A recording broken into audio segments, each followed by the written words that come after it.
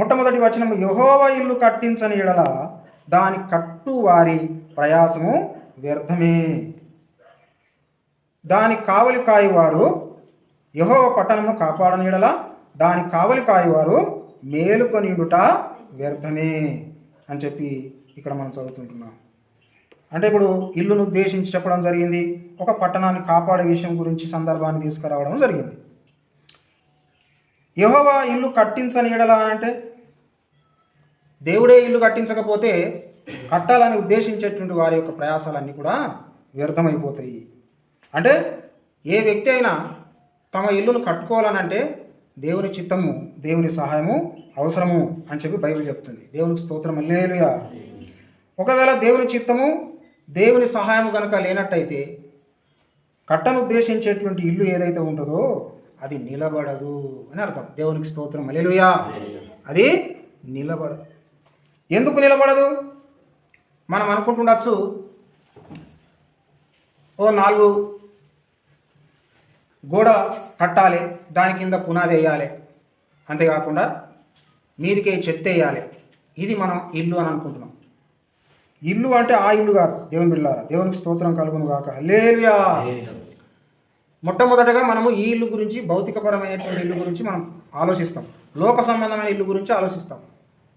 కానీ దేవునికి అంటూ ఒక ఇల్లు ఉన్నది. అది మనము కట్టేటువంటి ఇల్లు కాదు, దేవుడు కట్టేటువంటి ఇల్లు. 1 కొరింథీయులకు రాసిన పత్రిక ఏం చెప్తుంది అంటే, మరి 3వ అధ్యాయము 16వ వచనం చదువు. 16. మీరు దేవుని ఆలయమై ఉన్నారనియు దేవుని ఆత్మ మీలో నివసించుతున్నాడనియు మీరెరుగరా? ఎవడైనను దేవుని ఆలయమును పాడు చేసిన ఎడల, ఆలయమన్నా ఇల్లన్నా ఒకటే, అయితే మీరు దేవుని ఆలయమని మీరెరుగరా అని చెప్పి అడుగుతుంటున్నాడు. దేవునికి స్తోత్రం, హల్లెలూయా. దేవుని ఆలయం పరిశుద్ధమై ఉన్నది, మీరు ఆలయమై ఉన్నారు. అంతేకాకుండా మనము మత్తయి స్వార్థలో కూడా చూసినట్టయితే, మత్తయి స్వార్థలో అక్కడ యేసు ప్రభు యెరూషలేము అనేటువంటి మందిరము చోట అనేకులు మరి వ్యాపారం చేస్తే, ఇది అనైతికమైనటువంటి వ్యాపారం మీరు చేస్తున్నారు, మరి ఈ యొక్క మందిరము ప్రార్థనా మందిరం అనబడుతుంది, దాన్ని మీరు దొంగల గుహగా మార్చేశారు అని చెప్పి వాళ్ళు అక్కడ జూదం ఆడేటువంటి వారి యొక్క బల్లను త్రోసేసి, వారి యొక్క గువ్వలను తీసిపారేసి యేసు ప్రభు చాలా మటుకు ఆగ్రహించాడు. 21వ అధ్యాయం 13వ వచనం. ఆగ్రహించాడు, వారి బల్లను త్రోసేసి అక్కడ నుంచి అందరినీ కూడా తొలగించాడు. అప్పుడు ఆ యొక్క మందిరము శుద్ధీకరించబడ్డది. దేవునికి స్తోత్రం, హల్లెలూయా. అంటే దేవుని యొక్క ఆలయం దొంగల గుహగా చేయొద్దట. దేవునికి స్తోత్రం, హల్లెలూయా. ఇప్పుడు మనము దేవుని ఆలయం అని మీరు ఎరుగరా అని చెప్పినప్పుడు, అది పరిశుద్ధాత్మ దేవునికి ఆలయం అని మనం గుర్తించినప్పుడు మనం పరిశుద్ధంగా ఉండగలం. దేవునికి స్తోత్రం, హల్లెలూయా.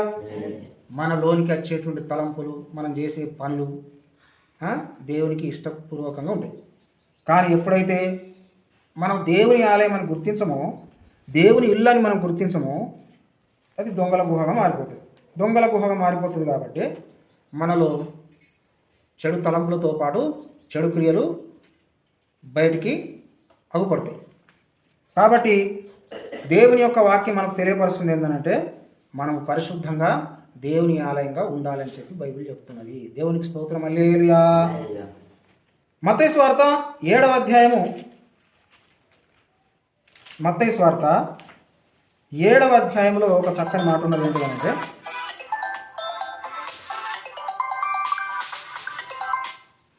మత్తయి సువార్త 7వ అధ్యాయములో ఒక చక్కని మాట ఏమున్నదనంటే, చూడండి, మనం చదువుకుందాం.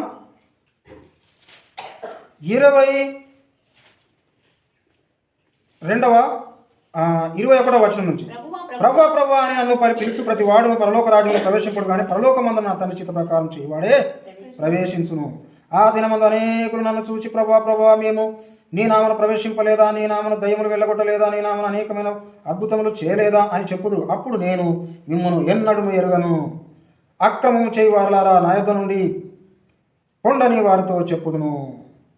అప్పుడు ఏమంటారట, కాబట్టి ఈ నా మాటలు విని వాటి చొప్పున చేయి ప్రతి వాడును బండ మీద తన ఇల్లు కట్టుకొని బుద్ధిమంతుని పోలి ఉండును. వాన కురిసిన వరదలు వచ్చెను, గాలి విసిరి ఆ ఇంటి మీద కొట్టెను, గాని దాని పునాది బండ మీద వేయబడిను గనుక అది పడలేదు. మరి ఈ నా మాటలు విని వాటి చొప్పున చేయని ప్రతి వాడు ఇసుక మీద తన ఇల్లు కట్టుకొని నా బుద్ధిహీనుని పోలి ఉండును. వాన కురిసెను, వరదలు వచ్చెను, గాలి విసిరి ఆ ఇంటి మీద కొట్టెను, అప్పుడు కూలబడెను, దాని పాటు గొప్పది. ఇక్కడ రెండు రకాలుగా చెప్పడం జరిగింది. ఎవడైతే బుద్ధిమంతుడో వాని జీవితము బండ మీద పునాది వేసుకున్నట్టు ఉంటుంది, ఎవడైతే బుద్ధిహీనుడో వాడు ఇసుక మీద పునాది వేసుకున్నట్టు ఉంటుంది. ఏంటిది? వాని జీవితం. కాబట్టి ఇసుక మీద పునాది వేసినటువంటి వాడు వాని క్యారెక్టర్లో పడిపోతాడు. ఎవడైతే బండ మీద వేసుకుంటాడో వాడు క్యారెక్టర్లో నిలబడతాడు. క్యారెక్టర్ హీనులను దేవుడు ఏం చేస్తాడనంట, అక్రమము చేయి వారలారా. అక్రమం అని అంటే క్రమము లేని పనులు చేసేటువంటి వారలారా నా యొద్ద నుండి తొలగిపోండి అని అంటాడట. మరి అక్రమం చేసేటువంటి వారు కూడా, సక్రమం చేసేటువంటి వారు కూడా దేవుని పనిలోనే ఉంటారు. సంఘంలో ఏర్పడకుండా వాళ్ళు దేవుని పని చేసినట్టుగానే ఉంటారు. కానీ దేవుని పిల్లారా, కొందరి పనులు నచ్చుతాయట, కొందరి పనులు నచ్చాయట. హేబేలు యొక్క బలి నచ్చినట్టు కయీను యొక్క బలి నచ్చనట్టు, కయీను అర్పణ నచ్చనట్టు దేవుడు ఈ యొక్క రెండు కేటగిరీలకు సంబంధించినటువంటి వ్యక్తుల యొక్క క్యారెక్టర్ను దేవుడు చూస్తాడు. కాబట్టి ఆయన మనుష్య హృదయాలను గ్రహించేటువంటి వాడు. మనుషులైతే పై రూపములే చూసేటువంటి వారు. తెల్ల బట్టలు వేసుకొని వస్తే ఇంత మంచి భక్తుడు అంటుంటావు. ఒక 100 మందితో సంఘము నడుస్తూ ఉంటుంది, ఎంత గొప్ప భక్తి ఉన్నదని అనుకుంటారు. అంతేకాకుండా ఊకదంపుడు ప్రసంగాలు చేసి అద్భుతంగా ప్రసంగాల్లో ఎరగదీసేటువంటి వ్యక్తులను చూసి అబ్బా ఏం చెప్పిండ్రు అని అంటారు. కానీ దేవుడు హృదయాలను చూస్తాడు. కాబట్టి ఎవరు ఏం ప్రసంగాలు చేస్తారు, ఎవరు ఎలా జీవిస్తారు అన్న దేవుడు తెలుసు. కాబట్టి దేవుని ఎదుటికి మనం పిలువబడినప్పుడు, యేసుక్రీస్తు వచ్చినప్పుడు, యేసుకు మనం ఎదురుపడినప్పుడు దేవుడు అంటాడట, అక్రమము చేయవారులారా నా యొద్ద నుండి మీరు పొండి అని అంటాడట. మరి అక్రమం చేసే వాళ్ళు కూడా ఏం చేస్తున్నారట, దయ్యాలు నిలగొడుతురట, భాషలు మాట్లాడుతురట, అనేకమైనటువంటి మంచి పనులు చేస్తున్నారు. అయినా కానీ దేవుడు ఎందుకు అక్రమం చేస్తున్నారని అంటున్నాడు. అందుకోసము మంచి పనులు చేసి దేవుణ్ణి మనము మెప్పించలేము. బయటికి కూడా మంచి పనులు కనబడతాయి, కానీ మన అంతరింద్రియంలో మనం దేవుణ్ణి ఎంతగా కనెక్ట్ అయి ఉన్నాము. తీగలో కొమ్మ ఏ విధంగానైతే అతుక్కుంటుందో అలా మనం దేవునితో దేవుని ఎంతవరకు కలిగి ఉన్నాము. దేవుడు ఏం కోరుకుంటుండు, దేవుడు కోరుకున్నది చెయ్యి, దేవుడు కోరది నీ ఇష్టపూర్వకంగా చేయకు, దేవుడు కోరిందే చెయ్యి. అప్పుడు దేవుడు కోరింది చేస్తే అది నువ్వు సక్రమైన వ్యక్తి అవుతావు. అయితే భాషను ఏమంటున్నాడు, నీ నామను అనేకమైనటువంటి అద్భుతములు చేయలేదా, దయ్యములు వెళ్ళగొట్టలేదా అని చెప్పి వాళ్ళు అంటారట.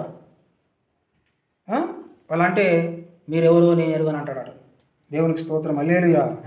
అంటే వారి జీవితంలో వారి ఇల్లు కట్టబడలేదు సరిగా, అందుకోసమే ఈ యొక్క దేవుని పరీక్ష వచ్చినాడు కూలిపోయింది అన్నట్టు. మన జీవితము ఎలా ఉంది, మనము దేవుని ఎదుటికి వెళ్ళినప్పుడు నిలిచేటువంటి జీవితంగా ఉండాలని చెప్పి బైబిల్ చెప్తుంది. 1 కొరింథీయులకు రాసిన పత్రిక అదే 3వ అధ్యాయంలో ఒక చక్కని మాట రాయబడ్డది. ఏంటిదనంటే 3వ అధ్యాయము 9వ వచనం చదువురా. మేము దేవుని జతపని వారమై ఉన్నాము. మీరు దేవుని వ్యవసాయం దేవుని గృహమునై ఉన్నారు. అంటే మీరు దేవుని ఇల్లునై ఉన్నారు. దేవుడు నాకు అనుగ్రహించిన కృప చొప్పున నేను నేర్పరి అయిన శిల్పకారుని వలె పునాది వేసి తిని మరి ఒకడు దాని మీద కట్టుచున్నాడు. ప్రతివాడు దాని మీద ఎలా కట్టుచున్నాడో ఆగు. ఓళ్ళేమో పునాది వేసిరట, ఓళ్ళేమో ఏం చేసిరు, ఓళ్ళేమో నేర్పరి అయిన శిల్పకారుని పునాది వేసి మరి ఒకడు దాని మీద కట్టుచున్నాడట. వాళ్ళు పునాది వేసిరాడు, వాళ్ళు కడుతున్నారట. ఉదాహరణకు సేవకులు ఒక జీవితాన్ని కడుతున్నారు అనుకుందాం. సేవకులు కొందరి జీవితాలను కడుతున్నారు. కట్టేటోళ్ళకి బుద్ధి ఉండాలట, మళ్ళా నన్ను ఎట్లా కడుతుండు అని. నన్ను ఎట్లా కడుతుందన్నట్టు ఎక్కియడానికి కాదు, మళ్ళీ వాళ్ళు కడుతున్నప్పుడు మనం కట్టించుకోవాలి, సర్వాంగ సుందరంగా ఇల్లు కట్టించుకోవాలి.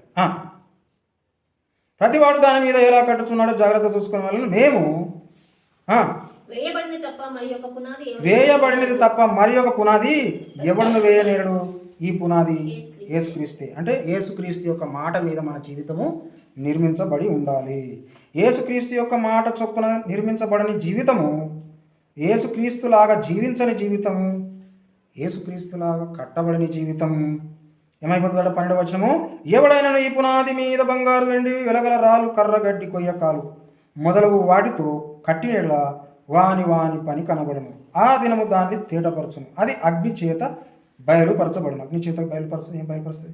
అగ్ని ఆయత కొయ్యకాలు లాంటి మన జీవితం అంటే కాలిపోతే ఏమైపోతుంది? మన పనితనం ఏంటిదో తెలిసిపోతుంది. అందుకోసం వాని పని ఎట్టిదో అగ్నియే పరీక్షించును అని చెప్పి రాయబడ్డది. కాబట్టి దేవుడు ఒకనాడు మన పరీక్షలకు తీసుకెళ్తే మన నిజమైన జీవితం ఎలాంటిదో బయటపడుతుంది. కాబట్టి మనం చాలా మంచిగా అయ్యగారు చెప్పిన మాటల చొప్పున మనం కట్టబడాలి. ఏదో నీ బుద్ధి దోచిన గోదోలు పోయి గోదోలు వచ్చినట్టుగా ఉండకూడదు. దేవుడి మాటలు దీవించి ఆశ్రదించును గాక. ఆమేన్.